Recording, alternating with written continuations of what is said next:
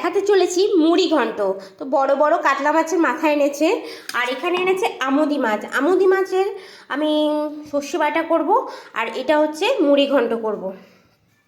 চলো, তেল গরম হয়ে গেছে, তেলের মধ্যে ছাড়া যাক।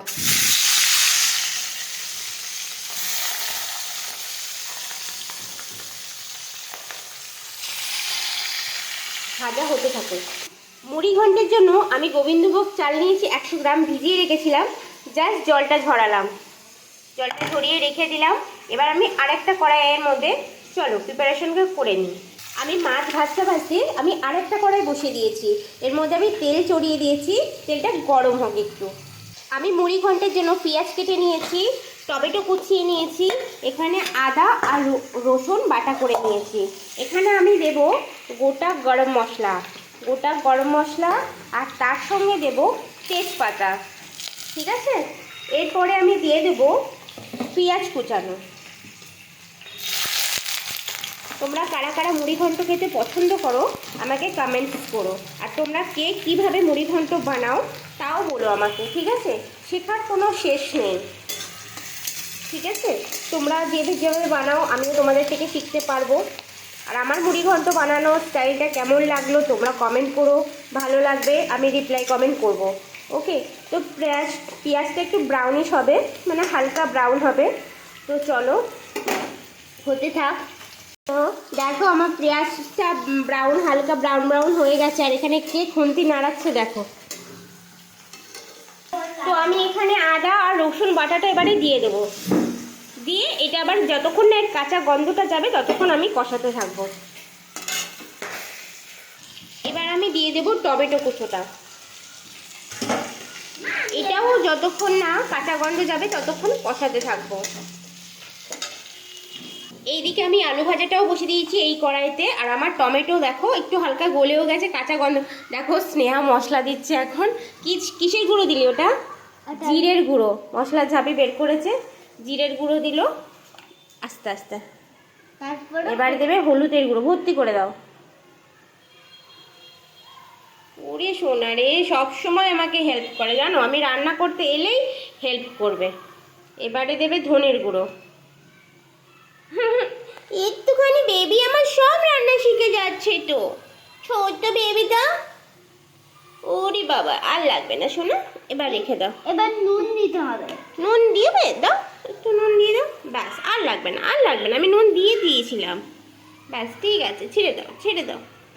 থ্যাংক ইউ স্নেহ। এবার এটা মিক্সিং করতে হবে। এবার নাকি এটা মিক্সিং করতে, দেখো কে রান্না করছে দেখো। তোমাদের বাড়ি এত ছোট বেবিটা রান্না করে দেখো, সবসময় মার হাতে হাতে হেল্প করবে। তোমার করতে হবে না সোনা আমার।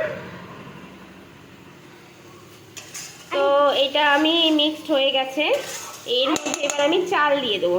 আমিও চাল নেবো। তুমিও চাল দেবে? এই দেখো আমি ভিজিয়ে রেখেছিলাম, এই চালটা দাও।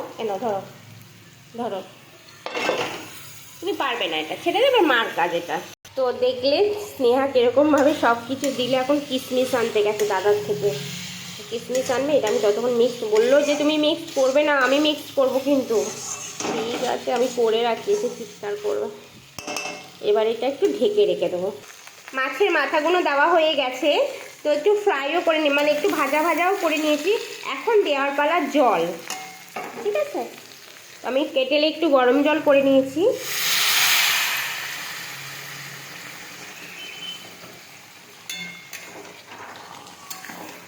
তোমাদের সবসময় মুড়ি ঘন্টে মাপ করে জল দিতে হবে। যতটা তুমি চাল নেবে, যেই মাপে তুমি চাল নেবে সেই পরিমাপের ডবল তোমাকে জল দিতে হবে।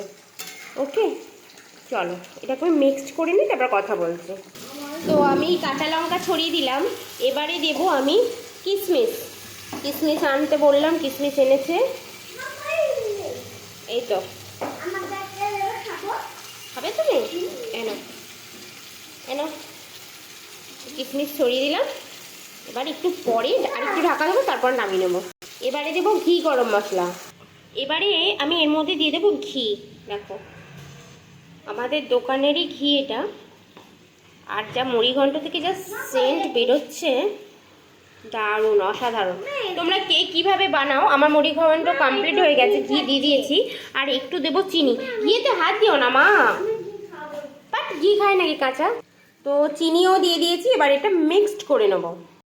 তো আমার গাইস মুড়ি ঘন্ট রেডি। আমার রেসিপি তোমাদের কেমন লাগলো আমাকে কমেন্ট করে জানাবে। ভালো লাগলে একটু লাইক শেয়ার আর সাবস্ক্রাইব করে দিও প্লিজ। তো তোমরা ভালোবাসা দিলে আমিও অনেক নতুন নতুন ভিডিও আনবো, নতুন নতুন রেসিপি আনবো। তো চলো, আমার দেখো কতটা তেল ছেড়ে দিয়েছে, দেখেছো কত সুন্দর। আমার লাইটের এই দিকটা প্রবলেম বলে কালারটা তোমাদেরকে বোঝাতে পারছি না। দাঁড়াও 1 মিনিট, আমি এটাকে ধরে লাইটের দিকে নিয়ে যাই। দেখো অনেকটা সুন্দর লাগছে আর খেতেও সুস্বাদু। আমি একটু টেস্ট করে মুখে দিলাম, না হলে নুন মিষ্টি দেখতে হয় তো।